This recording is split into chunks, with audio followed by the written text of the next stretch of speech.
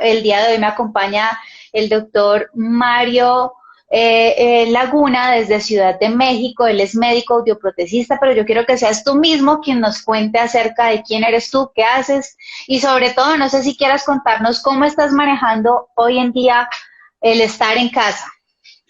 Claro que sí, mira, les platico un poco de mí. Así como me ven con esta cara de niño, que ya sé que no tengo cara de niño, siempre es un chiste que hago porque ya no soy un niño. Soy médico de profesión. Acá en México es muy diferente a otras partes del mundo ejercer la audioprótesis. En México realmente no hay una figura que se encargue de colocar auxiliares auditivos. Existe una figura que es la del audiólogo como tal, pero no está enfocado en ello. Entonces, yo llevo más o menos 10 años dedicándome, entre 9 y 10 años dedicándome a esto, y yo empecé, para serte muy honesto, Joana, porque así fue la vida y porque me fue llevando y porque conocí de qué se trataba la audioprótesis, empecé a estudiar. La figura que se encarga de... Ahí, por ahí rebotaba el sonido, listo. Entonces, me empecé a dedicar a esto porque la vida me puso ahí. He tenido la oportunidad de ir aprendiendo cada vez más y bueno, lo que yo siempre digo, la audiología protésica es una parte muy importante de conocimientos que afortunadamente la medicina me lo brindó a mí y una parte muy importante de amor al arte y de tratar de aprender diariamente de las experiencias. Entonces, acá en México he tenido la oportunidad de, por un lado, dirigir una de las empresas más importantes en ese momento de auxiliares auditivos, pero directamente a público en general. Te platico un poco. Yo empecé vendiendo auxiliares auditivos así, a las personas. Yo era la persona que se los vendía y que se los adaptaba.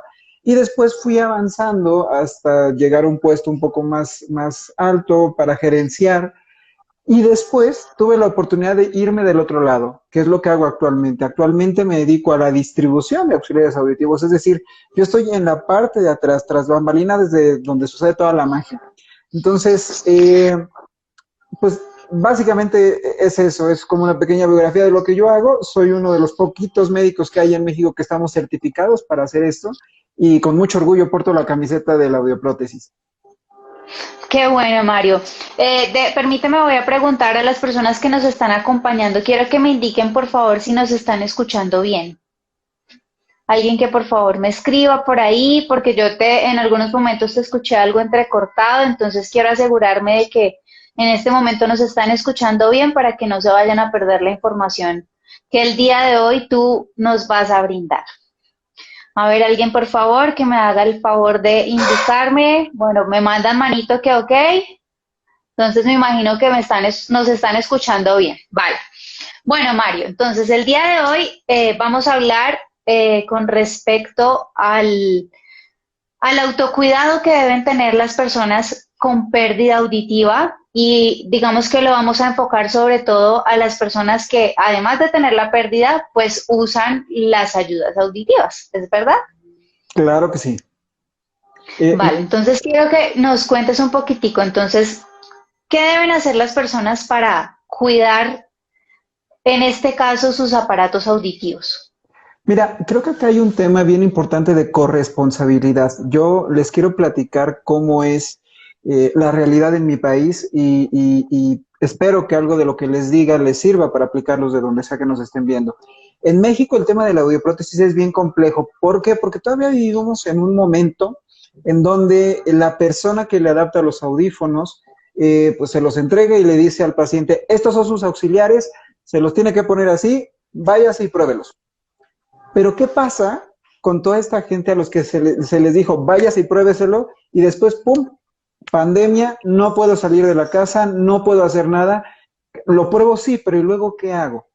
El tema donde me quiero yo enfocar es mucho en la corresponsabilidad del audioprotesista o del audiólogo o de la persona que coloque las ayudas auditivas en el momento de la entrega de los auxiliares auditivos. Y el autocuidado es lo siguiente.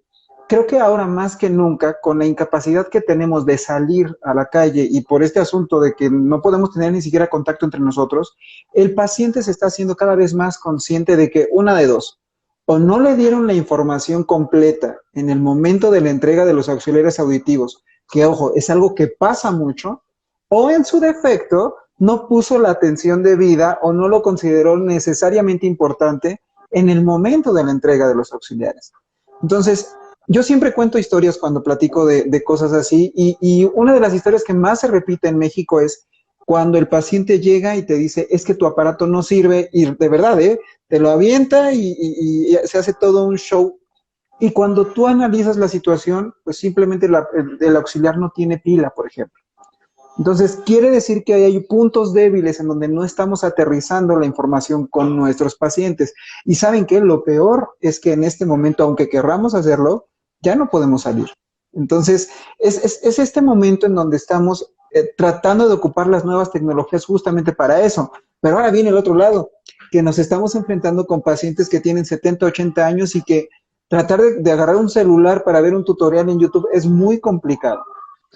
En México, una de las estrategias que estamos tratando de hacer es dar todo lo más sencillo posible, es decir, un tutorial que te diga cómo le tienes que cambiar la batería, pero sin palabras extras y sin cosas extras. Evidentemente subtitulado, en donde se ve claramente cómo se abre el portapilas, se ve claramente cómo quitas la batería y cómo la colocas. ¿Por qué? Porque dentro de la pauta de autocuidado del paciente con auxiliares auditivos está el conocimiento de qué es lo que debe de hacer con sus equipos. Y tristemente, y acá yo tengo una estadística que hasta anoté para poderles dar datos reales, ¿sí? En México, 7 de cada 10 auxiliares auditivos terminan guardados en un cajón.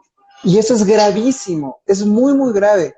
Y cuando hacemos encuestas hablando de por qué pasa esto, pues una parte importante, estamos hablando del 65% de las personas que lo dejan de ocupar, es porque o no entendieron el uso del auxiliar, o no entendieron la pauta de cuidado, y mucho menos hablar del tema de deshumidificar, el tema de limpiarlo del cerumen, etcétera, etcétera, etcétera. Entonces, me parece que estos momentos disruptivos en donde nos cambia la vida de una manera inmediata, nos obligan a pensar fuera de la caja y nos obligan a pensar sobre qué es lo que va a pasar con nuestros pacientes. La pauta de autocuidado debería de ser virtual en este momento y deberíamos de estar preparados con todos los audiovisuales posibles para poderle enseñar al paciente lo que yo considero son 3 cosas básicas que son las más importantes. La primera, desde mi punto de vista, y creo que no me vas a, creo que vamos a estar en común acuerdo, Joana, el paciente tiene que saber que el auxiliar debe de ocupar baterías. Y suena absurdo que lo diga. Yo sé que para ti y para mí suena absurdo. Pero ¿cuánta gente hay allá afuera que vende auxiliares auditivos y que por las razones que ustedes quieran, no lo dice? Entonces el paciente se imagina que su equipo va a durar prendido toda la vida. El paciente mucho menos sabe que tiene que abrir el compartimento de la batería. El paciente no sabe que tiene que quitarle un filtro. Te cuento un poco que desde mi personal punto de vista, esto viene mucho de la ética profesional de la persona que adapta a los auxiliares y viene mucho también del tiempo que tienes. Para mí nunca ha sido una excusa el tiempo y creo que hay muchas herramientas que te permiten eh, optimizarlo, ¿sí? Y una idea que yo siempre le doy a mis clientes es, si tú no tienes el suficiente tiempo para hacer la entrega del auxiliar auditivo como se debe, no hay problema, encárgate de hacer lo que te toca, que es la programación del auxiliar, la entrega del equipo y designa a alguien más, si tú no puedes hacerlo, porque es válido, si tú no puedes, para que le explique de manera puntual la pauta de cuidado. En algún momento de mi experiencia te cuento, hicimos un experimento en donde hacíamos grupos de apoyo para los pacientes en donde los sábados nosotros escogíamos de manera aleatoria pacientes con problemas y los juntábamos. Y era un grupo de apoyo en donde platicábamos sobre cuáles eran los desafíos que se habían topado al empezar a ocupar los auxiliares auditivos. Y de verdad, y lo digo para toda tu audiencia, el desafío no era la audibilidad, el desafío no era que si retroalimentaba o no el equipo, el desafío no era nada que tuviera que ver con la acústica del equipo. 9 de cada 10 quejas es que no entiendo qué pasa cuando le aprieto este botón, es que no entiendo qué pasa cuando le apachuro con mi celular, es que no me acuerdo cómo se le hace para desprender la batería. Es decir, la corresponsabilidad en la adaptación de los auxiliares auditivos es algo que hoy más que nunca debemos de tener. ¿Cómo conseguirla? Creo que eso ya depende de cada uno. Y cada marca que tú puedas usar te va a dar las herramientas para poder hacerlo. Pero en México decimos, si tú no quieres, o sea, si tú no sabes, te enseño. Si tú no puedes, te ayudo, pero si tú no quieres, no hay de otra. Y acá te reboto la pregunta, Joana. En México la realidad es así. O sea, la práctica informal en la venta de auxiliares auditivos es frecuente, es muy, muy frecuente. Y siempre yo pongo de referencia cuando doy pláticas en cualquier lugar, cuando doy cualquier conferencia, a Colombia como un referente de las buenas prácticas porque tengo muchos conocidos colombianos muy queridos, pero ¿cómo es la práctica por allá? Porque tal vez este es un problema de mi país nada más. Mira que tú mencionabas algo muy curioso y es el hecho del porcentaje tan grande de las personas que en México terminan guardando su auxiliar auditivo en la mesita de noche. Y en realidad digamos que no es tan lejano a lo que se vive aquí en Colombia. Aquí en Colombia también sucede mucho y sucede porque de pronto no damos las instrucciones adecuadas o porque de pronto estos audífonos fueron otorgados por la EPS del paciente y literal lo que muchas veces suele pasar es que le entregan su paquete, firme aquí de recibido y chao. Eh, el, el, el, el de pronto la falta de educar también al paciente con respecto a lo que va a recibir, lo que va a usar, a el manejo de las expectativas con respecto a lo que el paciente de pronto cree que va a ser el usar el audífono y de pronto con lo que se encuentra, porque muchos creerán que ponerse el audífono ya es obra de magia y va a escuchar absolutamente todo bien y realmente no es así, eso requiere un proceso de adaptación en muchos casos y de hecho yo preferiría que por lo menos todas las personas que van a usar audífonos tengan así sea una o dos sesiones de rehabilitación auditiva, de reentrenamiento auditivo y muchas veces no cumplimos con esa tarea como de educar al paciente y es por eso que muchos pacientes se van y terminan pensando que el audífono no sirve, no funciona o les molesta y no se toman el tiempo como de explicar un poquitico, bueno, es que esto es un proceso, seguramente al inicio vas a sentir este tipo de cosas que pueden ser molestas, pero con el tiempo vas a ir habituándote, simplemente el hecho de que como llevas tanto tiempo con tu pérdida auditiva, ya has ido olvidando ciertos sonidos que vas a volver a escuchar. Entonces, digamos que en ese sentido no estamos tan lejanos a lo que tú vives en México. Mira que es que es incluso un tema que yo platico mucho porque me parece que es hasta medio generacional. Te cuento un poco. Acá dentro de las estrategias que tenemos es realmente darles con cada auxiliar auditivo un libro, un libro pequeñito en donde viene todo el proceso de adaptación, en donde de verdad les explicamos pues, qué es lo que va a escuchar, cómo es el proceso, le damos alguna consejería al respecto y etcétera, etcétera. Pero entonces aquí te enfrentas contra otra cosa. Aquí realmente estoy en terreno desconocido respecto a Colombia, pero en México la gente no lee mucho. Entonces, cuando uno coloca, si me escuchas por ahí, Hola, hola. Ya, perdón. ¿sí? ¿Sí? Te escucho. Ok, entonces cuando uno coloca demasiado texto, por ejemplo, los pacientes no lo leen y eso también es un inconveniente grande, porque por más forma, por más explícito que se hacen los textos que les das, en los folletos, en lo que sea, nos hemos dado cuenta que el paciente no lo lee. Y entonces aquí es donde repito la palabra que yo creo que voy a repetir mucho durante esta plática, Joana, que es la corresponsabilidad. Porque si yo ya sé que mi paciente no va a leer lo que le digo, yo tengo que ver de qué manera lo hago entender las indicaciones mínimas indispensables. Que afortunadamente la tecnología cada vez nos ayuda más y el hecho de que ya existan equipos con IP68 que prácticamente ya son pseudo impenetrables contra la humedad y equipos que son recargables y ya no ocupan batería, etcétera, etcétera, nos ayuda mucho. Pero ¿qué pasa? Y esto es una reflexión que dejo para la gente que nos está viendo, si es que se dedican también a colocar auxiliares. ¿Qué pasa con este paciente que tú dijiste que recibió un auxiliar auditivo por ayuda del gobierno o de su EPS en su caso y que nadie le dijo para qué sirve, nadie le dijo absolutamente nada? Y es que analicémoslo por dos lados. O sea, por un lado está el impacto económico que causó la compra de ese equipo y por el otro está el gasto que fue inútil porque el paciente no va a saber ocuparlo.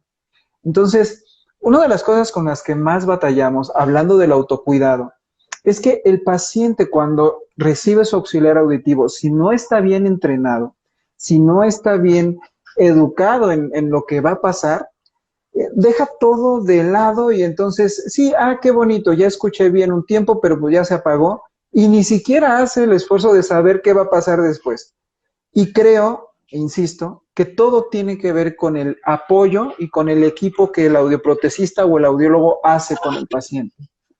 A nadie le gusta estar en un ambiente en donde sientes que te vendieron rápido y donde sientes que fue, ya lléveselo, lléveselo, lléveselo, y te lo digo por experiencia. Yo he estado en esos ambientes en donde la venta es como si estuviéramos vendiendo zapatos. Y no es por ahí. Porque como yo siempre les digo a las personas que capacito, cuando tú compras unos zapatos, lo peor que puede pasar es que te lastimen y punto. Cuando tú compras un auxiliar auditivo y no te dedicas el tiempo a explicarle al paciente todo lo que tiene que ver con su auxiliar, estás, por un lado, afectando su calidad de vida y por el otro, tú y yo sabemos que los auxiliares auditivos no son precisamente baratos.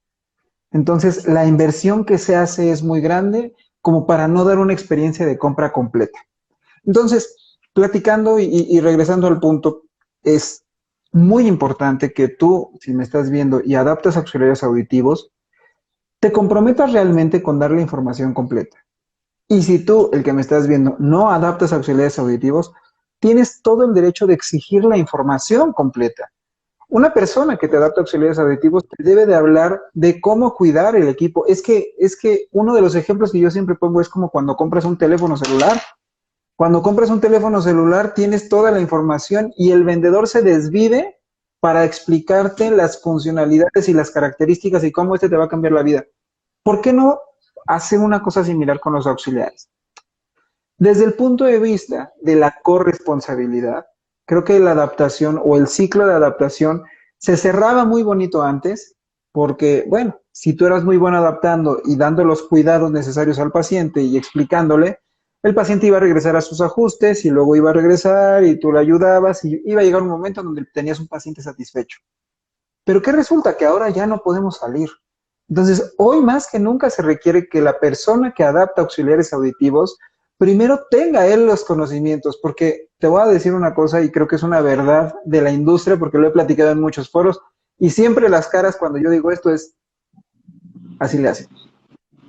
Estamos llenos de una cantidad de charlatanes impresionante, impresionantes. Ya hiciste la cara que todo el mundo hace. En donde, de verdad, yo me he topado con personas que venden o adaptan auxiliares auditivos sin tener una idea de qué es lo que están haciendo, sin tener una idea de lo que es la ganancia del audífono, sin tener una idea de la audiometría, sin tener una idea, bueno, te cuento un chiste que para ti, para mí va a ser un chiste. Yo alguna vez escuché que alguien decía, vendiendo auxiliares auditivos, que la cóclea estaba acá y que era como un músculo y que entonces con el uso del auxiliar auditivo ese músculo se iba a fortalecer y entonces el paciente iba a volver a escuchar. No seamos así. Esa es como la única reflexión que puedo hacer. No seamos así. Yo voy con la bandera de si no conoces algo, pues pregúntalo. Creo que es lo mínimo que puedes hacer. Preguntar, informarte, saber del tema para poder transmitirlo. Porque si no, esta es una cadena de no virtuosa, sino lo contrario. En donde el Una paciente... cadena de errores. Exacto, una Y cadena es de, que una cadena de error. no tenemos que saber todo, no tenemos que ser los número uno en todo, pero podemos aprender y mejorarnos cada día, y eso es lo importante. Exacto, y aquí un tema de los grupos multidisciplinarios. Mira que yo me voy a meter en temas hasta filosóficos si tú quieres, pero es que el tema del ego a veces a ti como profesional de la audición te bloquea, ¿eh? Y te cega y piensas que tú puedes hacer todo y que no necesitas de ayuda de nadie. Y eso es un problema muy grande. ¿Por qué? Porque acá en México yo me he encontrado con adaptaciones hechas por personas que en teoría tienen todo el expertise en el tema y que son francamente muy malas. Y que cuando llega alguien, por ejemplo tu servidor o cualquier persona del equipo que trabaja conmigo, a los cuales les mando un abrazo y un beso muy grande, que tenemos muchos años dedicándonos a esto, eh, pues tristemente te ven como raro, te ven como, ¿por qué me vas a venir tú a enseñar a mí si yo llevo tantos años haciendo esto, etcétera? Mira que hay un comentario acá, no sé si me permitas leerlo, Johanna. Sí, claro. Nos comenta Megara, hola Mario, tienes razón, desgraciadamente en México vende auxiliares cualquier persona, personas sin preparación, personas que solo tienen la necesidad de vender para tener una ganancia monetaria. Y mira, Johanna, si algún día me vuelves a invitar, yo tengo una cantidad de historias gigantescas al respecto, pero tienes toda la razón, el tema monetario desafortunadamente se impone.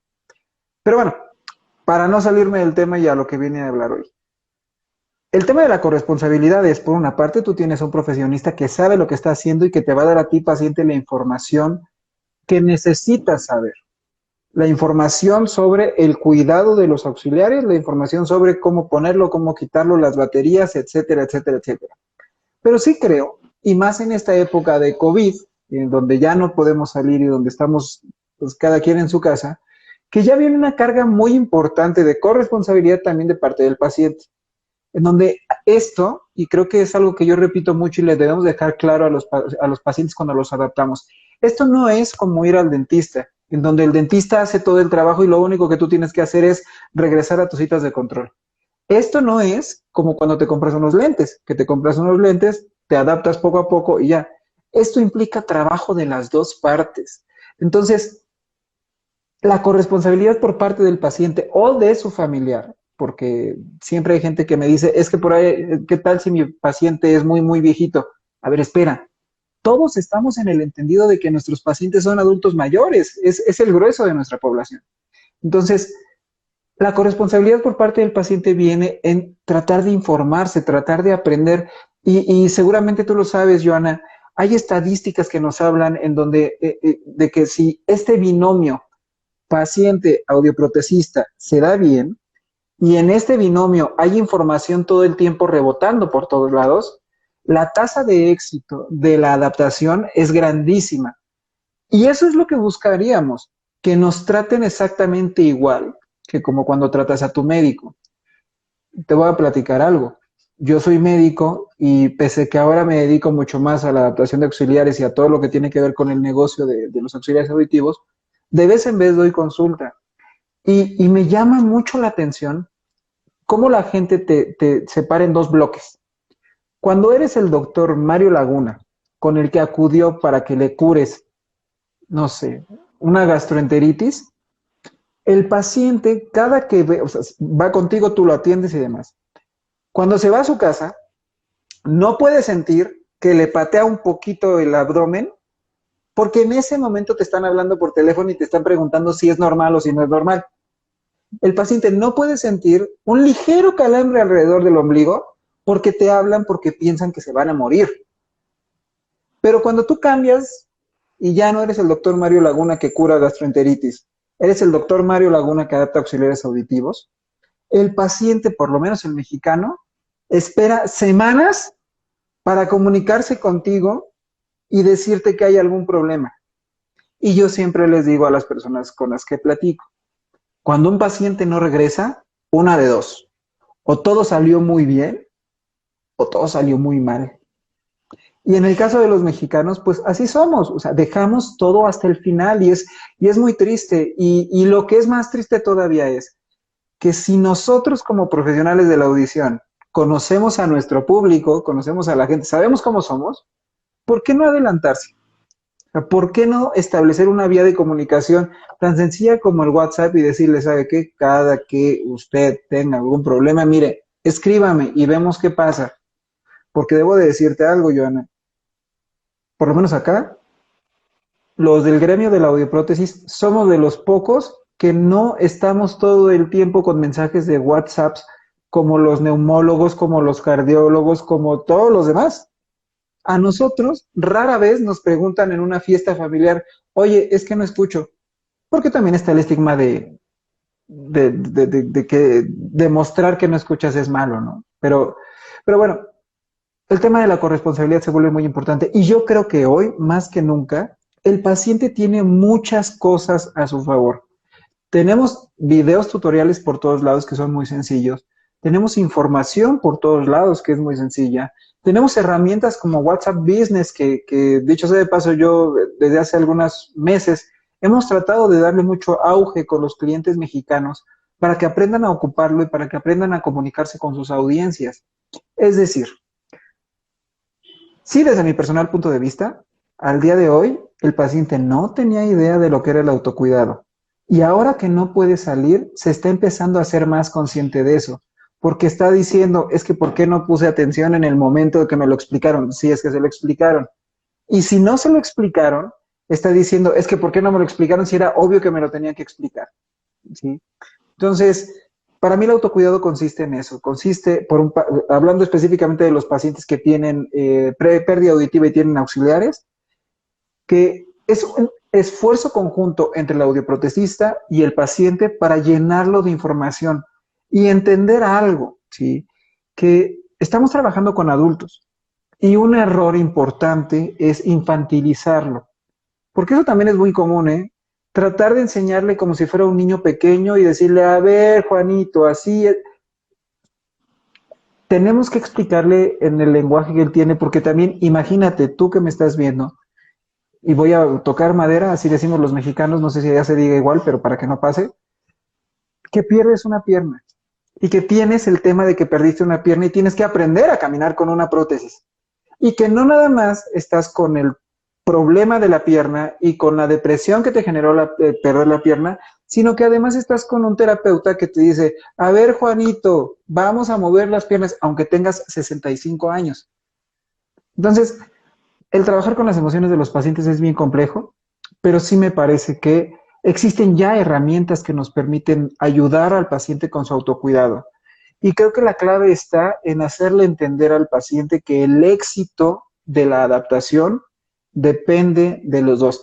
Por ahí yo tenía alguien que me decía, es que yo cada que adapto un auxiliar, le digo a mi paciente, es que esto es trabajo de dos y el 40% depende de mí y el 60% depende de usted. Y yo francamente creo que es correcto. Si no hacemos responsables al paciente, a los pacientes, de su adaptación, vienen las quejas, vienen los problemas, vienen... Y ojo, esto pasa con cualquier auxiliar, ¿eh? Con cualquier audífono de cualquier marca, de cualquier gama, de cualquier tecnología, porque también es un error bien común, pensar que yo le estoy vendiendo el equipo más caro, el de la gama más alta de tecnología, y pensar que por eso no voy a tener problemas. Perdón, pero de una vez lo digo, en mi experiencia eso no sucede, porque el manejo de expectativas y el manejo de lo que va a pasar es lo importante. Aquí me parece súper importante, Mario, y es hacer un llamado a la reflexión a todos los colegas que de pronto nos están acompañando. Y es que todo esto que tú nos estás diciendo que debemos hacer con los pacientes, toda esta correlación que debemos tener con el paciente, debemos hacerlo con todos los pacientes, no solamente con los pacientes particulares, porque a veces sucede mucho que entonces le ponemos más atención al paciente que está comprando sus audífonos y no al paciente al que la EPS le otorgó sus audífonos. Realmente hay que pensar en la necesidad que tiene esa persona comunicativa y que realmente está en nuestras manos poderle brindar una buena experiencia independiente de cuál sea el caso. Te voy a contar una historia muy triste, Joana, que siempre se la cuento a personas de otros países y que no me la creen. En México, desafortunadamente, no tenemos actualmente un programa, es decir, el sistema de salud no tiene dentro de sus políticas, dentro de sus proyectos, dentro de sus planes, entregar auxiliares auditivos a través de un subsidio. Entonces, solamente hay dos maneras de vender auxiliares auditivos en nuestro país. Uno es a través de lo privado, que ocupa una parte importante, y otra es a través de un sistema de entregas por volumen, por licitación, y que es como... Imagínate que tú estás en una situación muy desfavorecida, en donde necesitas, voy a poner otro ejemplo, un implante de mano. Y entonces hay un programa del gobierno en donde van a regalar manos y te dan una mano que tú querías que te dan una derecha. Así funciona el sistema por acá, sin hacer todo el protocolo diagnóstico, sin hacer... Y son pocas las personas que manejan eso. Entonces, realmente el problema en mi país no va tanto de la mano de que si es privado o es público, porque la mayoría es privado, así es, pero sí lo arrastramos en el sentido de sí trato mejor al paciente que me compró un equipo mucho más caro que al que me compró un equipo básico. Y creo que en realidad es el mismo problema. Eh, yo voy por la vida diciendo, no hay seres humanos de diferente categoría, no hay pacientes de diferente categoría, y si tú te comprometiste a hacer un trabajo para reintegrar a alguien a la sociedad, creo que tienes que tomar muy en cuenta eso. Y si no lo piensas así, creo que debes de replantear un poco a lo que te estás dedicando. A lo mejor soy muy extremista en lo que digo, pero es que al final, el que paga por tus malas decisiones o porque no tuviste ganas ese día de atender o porque es el paciente. Y algo que yo comentaba en un webinar que di ayer, donde afortunadamente tuvimos muchos sectores que nos estaban escuchando, era, antes de la pandemia, nosotros llegaba un punto a veces en donde decíamos, ya me quiero ir a mi casa, ya no quiero ver más pacientes, ya estoy cansado. Y si te llegaba un paciente a esa hora, lo tratabas de sacar lo más rápido posible y tratabas de hacerlo a cosas más rápidas. Y en esos pacientes específicamente, los de la hora negra, porque así le llamo, la última hora de consulta, eran los que con menos información se iban porque tú no querías dárselas, porque ya estabas muy cansado. Quiero preguntarles a los que nos están viendo, ahora que ya no tenemos pacientes, ¿vamos a volver a hacer lo mismo? Claro que no. Ahora todos nos estamos dando de topes porque la gente no va a llegar y porque no está llegando y porque así va a ser, ¿de acuerdo? Entonces, justamente hoy que tuve que salir porque uno tiene que comer y tuve que comprar cosas para comer, estamos rodeados de esta nueva realidad en donde pues todo el mundo ocupa mascarillas, ocupa cubrebocas, ocupa todo. A mí como normoyente me costó mucho trabajo entender lo que me decía la persona que me estaba vendiendo las cosas, porque hay muchas barreras y porque ya ni siquiera puedes ver los labios. No me quiero imaginar qué es lo que va a pasar con las personas con hipoacusia. Y aquí viene la segunda parte del tema que quiero contarles. Creo que nosotros como personal de salud auditiva tenemos que hacer conscientes a la población o a nuestro círculo de influencia de lo que significa la hipoacusia y de lo difícil que es para una persona hipoacúsica la comunicación en estos momentos. Por ahí hay muchas iniciativas que desafortunadamente no están homologadas y que pues no tenemos como no sé, documentos de la FDA que los aprueben y demás, pero que la comunidad audioprotésica ha hecho, como estos famosísimos y tan bellos cubrebocas con una ventana, para que por lo menos puedan ver tu boca. Pero ¿qué pasa en la generalidad? Porque nosotros lo sabemos y nosotros sabemos que una muy buena práctica sería tener de esos cubrebocas en nuestros gabinetes.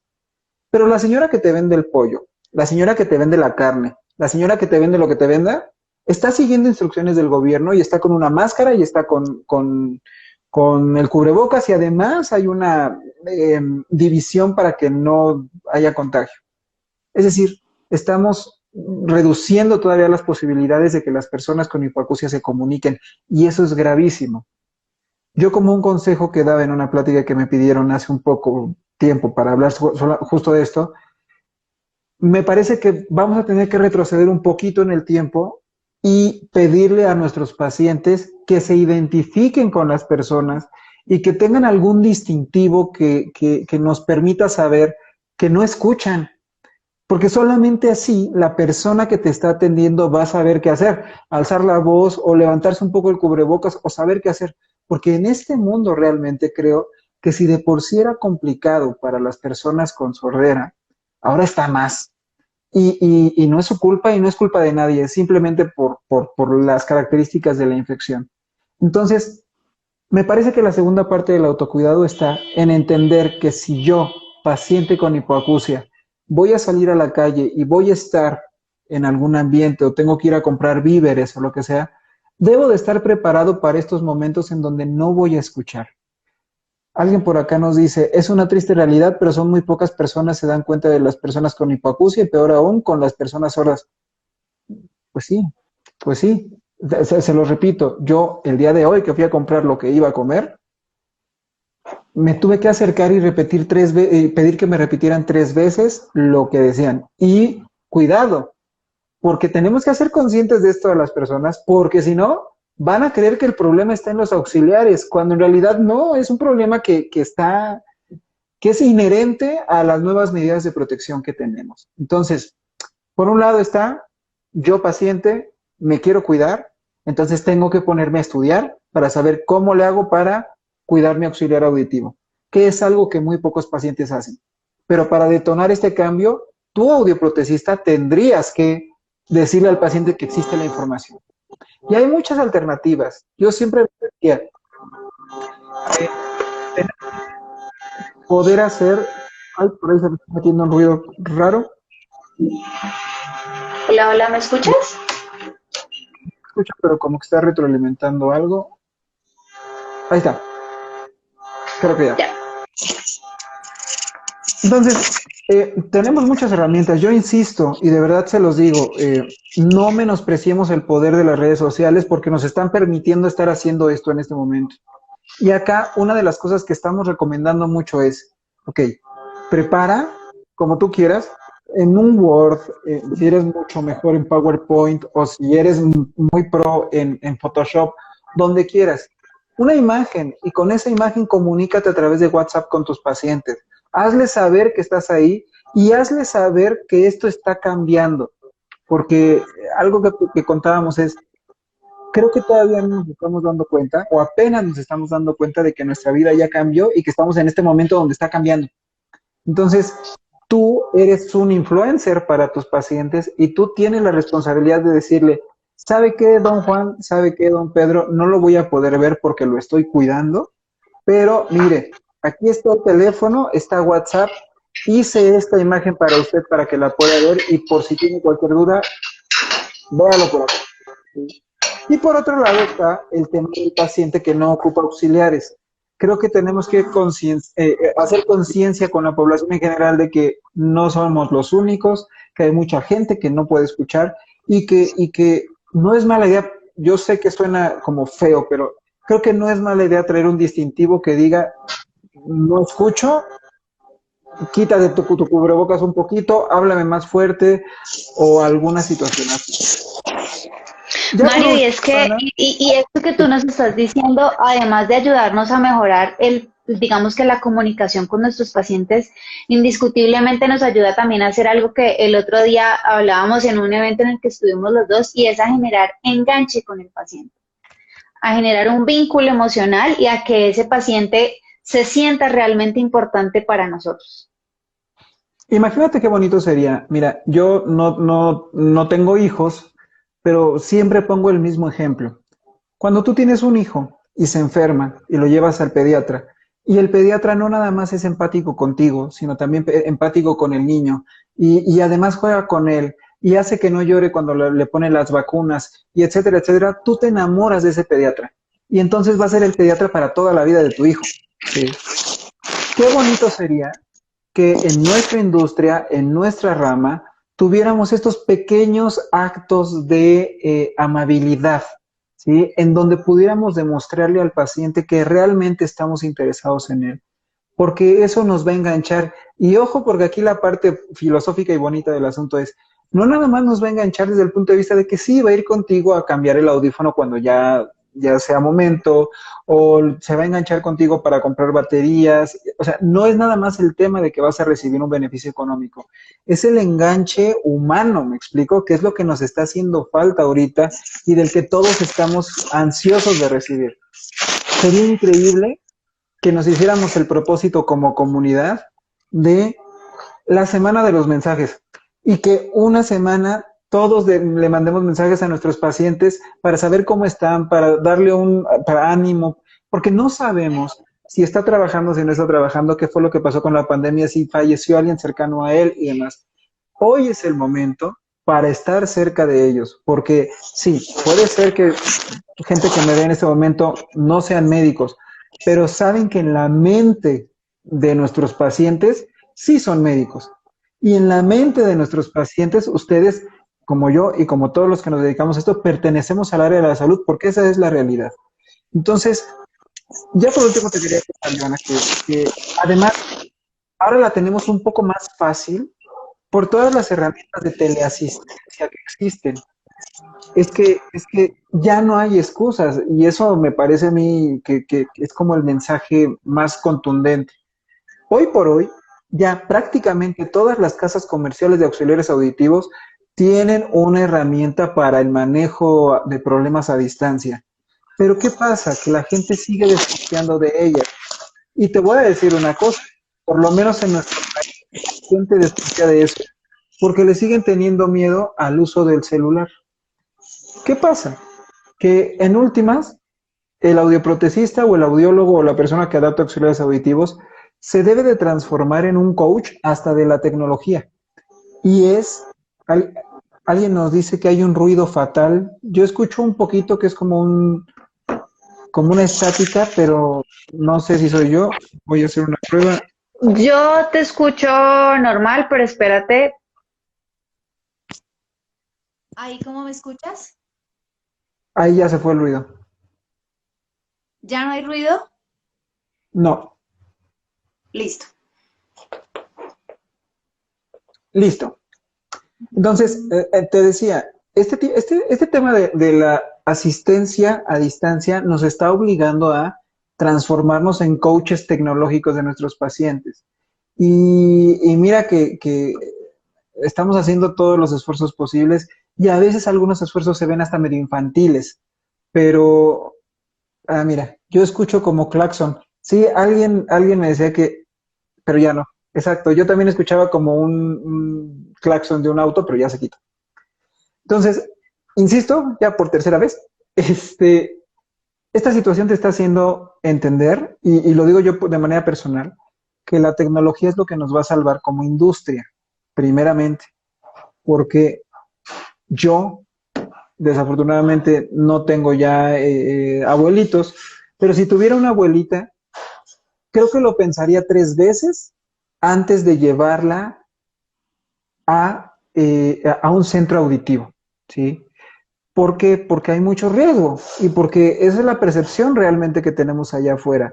Y si yo fuera un paciente, y se los digo a todos los que nos están viendo, creo que sí tendría que considerar la posibilidad de asistir lo menos posible a un centro auditivo, siempre y cuando me garanticen que me van a poder ayudar a distancia. Y a veces, como tú muy bien lo sabes, Joana, el ayudar a distancia no implica meterte a una plataforma y modificar la programación y demás. No, a veces la ayuda a distancia consiste en un WhatsApp en donde le dices al paciente, ¿sabe qué? Cambie la batería o sabe que haga esto. Entonces, hago mucho énfasis en el tema de la comunicación a distancia porque, insisto, es lo que va a definir la audiología protésica en los siguientes años. Pacientes que ya Mario, no van a tener que salir. Dime. sí. En relación a algo que nos escribían por ahí, porque veo que hay algunos pacientes conectados.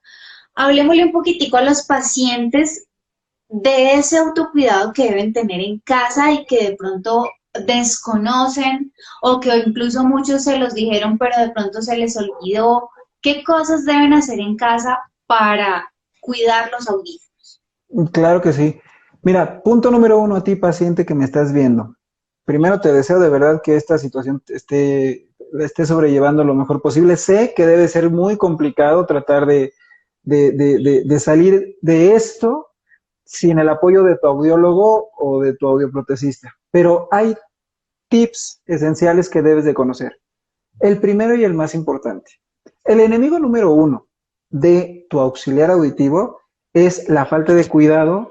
¿Por qué? Porque viene de la mano de la humedad y viene de la mano de ciertos fenómenos que van ocurriendo con el equipo. Entonces, el primer tip que yo te puedo dar es, tienes que informarte de cómo se limpia tu auxiliar. Y te voy adelantando, no es con agua y jabón, no tienes que hacerle absolutamente nada, no lo debes de mojar, ¿sí? La limpieza del auxiliar auditivo se limita a limpiar la parte del molde, si es que ocupas molde, y ojo, si tú no ocupas molde y ocupas un chicharito que se introduce en el canal auditivo, a eso se le llama receptor o se le llama tubo delgado. Hay videos y te puedo jurar que basta con que tú en YouTube pongas cómo limpiar auxiliar y pones la marca de tu auxiliar auditivo y te va a aparecer algún tutorial para que aprendas a hacerlo. Ahora, yo sé que tenemos mucho miedo del COVID y de qué podemos hacer para limpiar nuestros auxiliares y demás. No te voy a pedir que bañes tu auxiliar auditivo en cloro, porque no, porque eso lo va a dañar permanentemente y porque no. Pero hay muchos estudios que nos hablan acerca del poder de los rayos UV para desinfectar los auxiliares auditivos. Entonces, si tú con tu proveedor de accesorios, de auxiliares auditivos, tienes la posibilidad de comprar algún equipo UV, con eso podemos estar más que seguros que vamos a sanitizar perfectamente bien tu auxiliar. Entonces, paso número 1, tienes que aprender sobre cómo limpiar. Paso número 2, y que puede parecer muy obvio, tienes que aprender a poner y a quitar las baterías por ti mismo. Porque te sorprendería la cantidad de personas que llegan al gabinete audiológico diciendo que ya pusieron la batería mal, o que ya rompieron el portapila, o que no funciona el auxiliar cuando en realidad la batería que tienen no es nueva. Es decir, el tip de oro acá es cuando tu auxiliar deje de funcionar, es decir, deje de sonar, ya no escuches, tienes que verificar 3 cosas. La primera, que es la batería de la que te he estado platicando. La segunda, que la salida del sonido no esté obstruida por cerumen, porque aceptémoslo, todos producimos cerumen, en menor o mayor grado, todos producimos cerumen. Entonces tú tienes que estar consciente de que tienes que estar limpiándolo constantemente, ¿sí? Un tip que yo le doy a mis pacientes o que le daba a mis pacientes cuando los atendía directamente era, en las noches, quítese el auxiliar, colóquelo en el deshumidificador, que es para quitar la humedad, y después de un tiempo, cuando ya esté sin humedad y demás, es muy fácil quitar el cerumen del molde porque ya está seco y es como una piedrita que sale bien rápido. Entonces, ese es el punto número 2, ¿sí? Si tú ya revisaste la batería y sí tiene batería y no escuchas, si tú ya revisaste que no esté tapado de cerumen y no escuchas, entonces ahora sí es momento de consultar a tu profesional de la audición, porque puede ser que algo esté pasando en el interior de tus auxiliares. Entonces, la limpieza se vuelve muy importante para prolongar la vida de tus auxiliares auditivos. Y Hablando eso del que autocuidado también.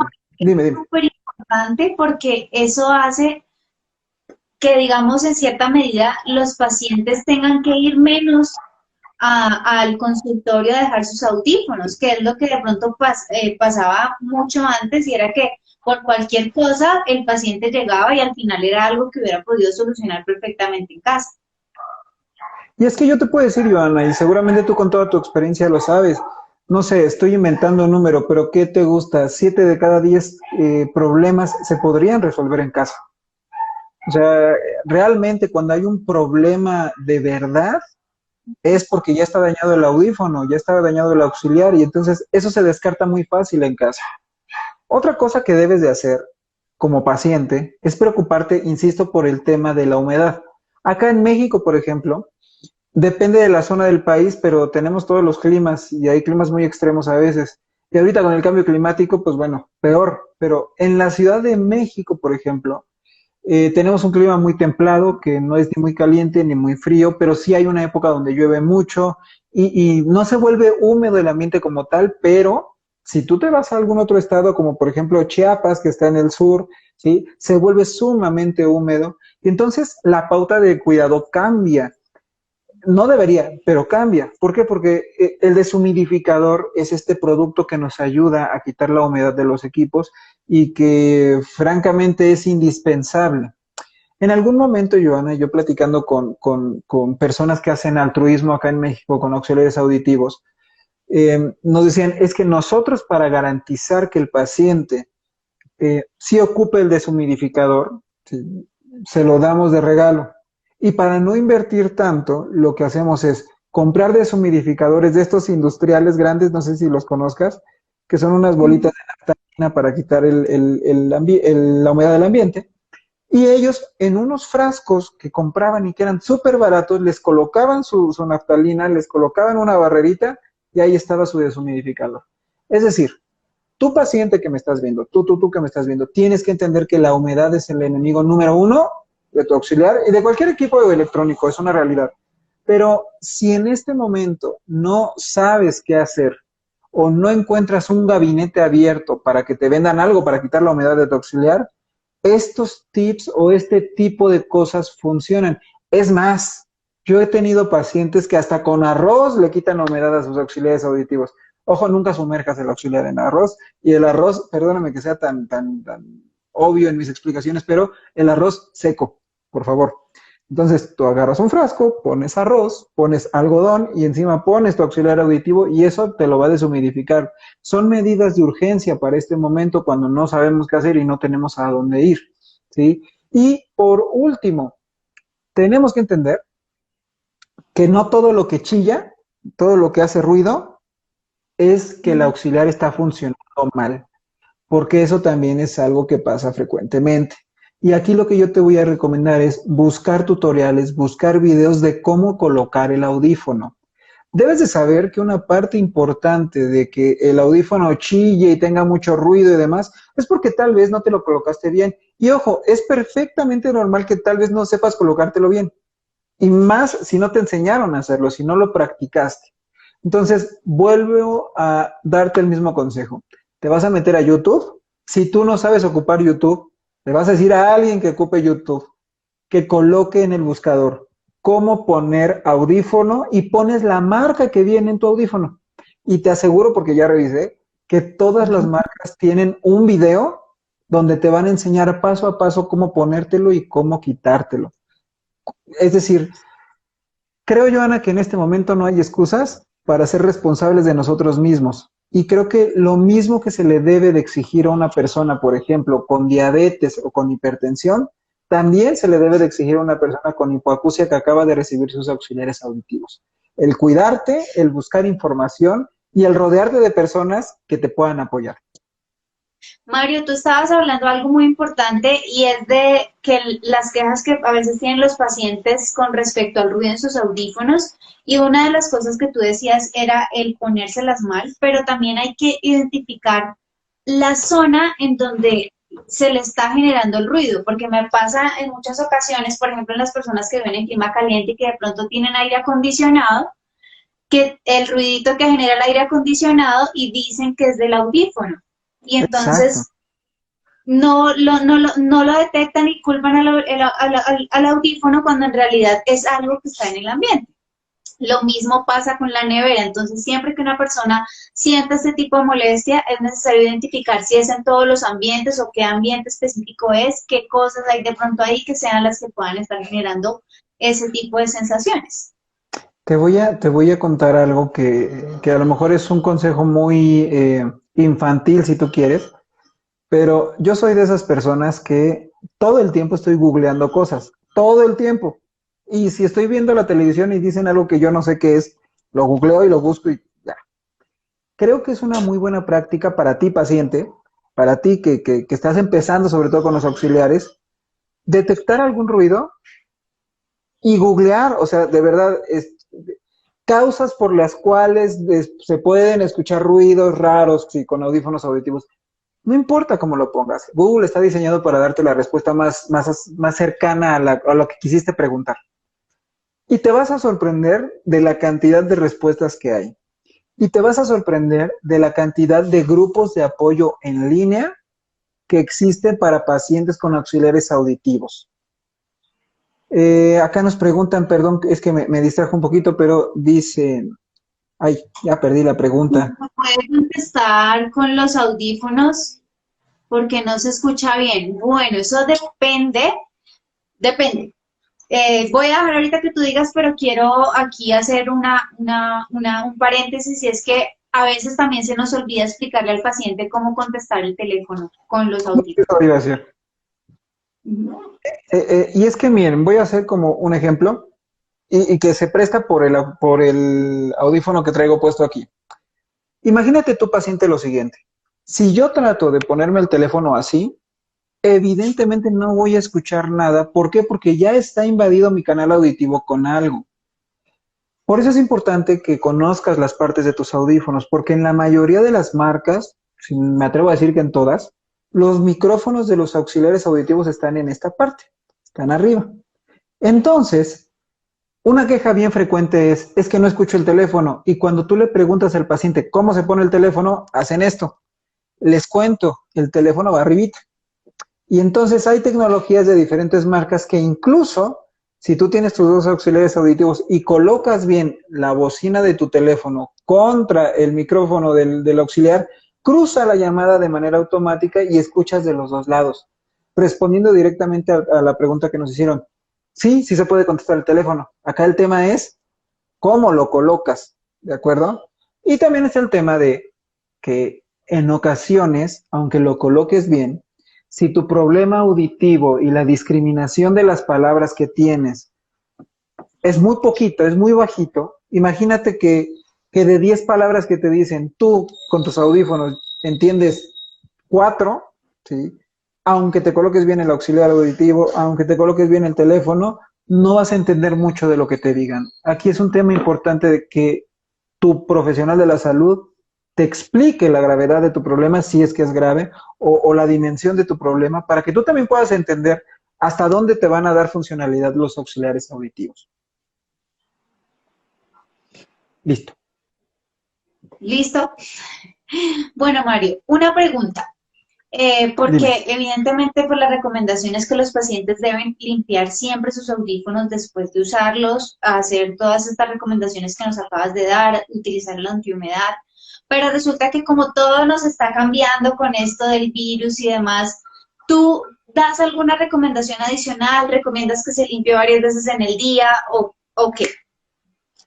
Mira, actualmente, porque sí hemos estado en foros de discusión sobre eso, al ser un equipo que únicamente está en contacto contigo y poniéndonos en el contexto de que seas una persona que no sale, que realmente está respetando la cuarentena, no caigamos en paranoia, simplemente hay que saber con qué limpiarlo, que acá te van dos alternativas. La primera que ya te dije que está totalmente aprobada ya por la FDA, que es el uso de luz ultravioleta, porque sí eliminas el virus. Entonces existen unos aparatitos en donde tú colocas ahí tus audífonos, lo dejas un par de horas y la luz ultravioleta mata el virus. ¿Cada cuánto? No caigas en paranoia. Hazlo exactamente igual.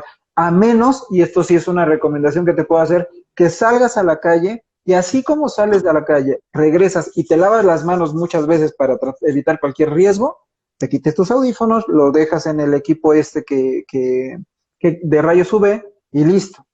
Y la segunda, si no puedes comprar un equipo con luz UV, podemos también ocupar paños no empapados, pero sí humedecidos un poco con una solución de cloro con agua, que es como la forma más sencilla, ¿sí? Lo que sí te tengo que decir es, por favor, no caigas en pánico. Es más, incluso si quieres comprar de estas toallitas que venden en los supermercados que son para sanitizar, lo puedes hacer. Espérate un poco, saca la toallita, espera que se seque un poco y ya que esté un poco más seca, ahora sí darle una pasada a tu auxiliar auditivo, pero no caigas en pánico. Porque además, justamente ahorita, y ayer hablé de eso en una charla que di, las ofertas de productos que supuestamente matan el virus están por todos lados y todo el mundo te quiere vender algo que mata el virus. Entonces, cuidado con eso y cuidado con investigar realmente en páginas oficiales. Basta con poner productos químicos que matan COVID y va a salir una lista autorizada por la FDA. Sí, así es, Mario. Bueno, Mario, de mi parte, creo que ha quedado todo supremamente claro sobre la importancia del manejo de nosotros como profesionales hacia los pacientes.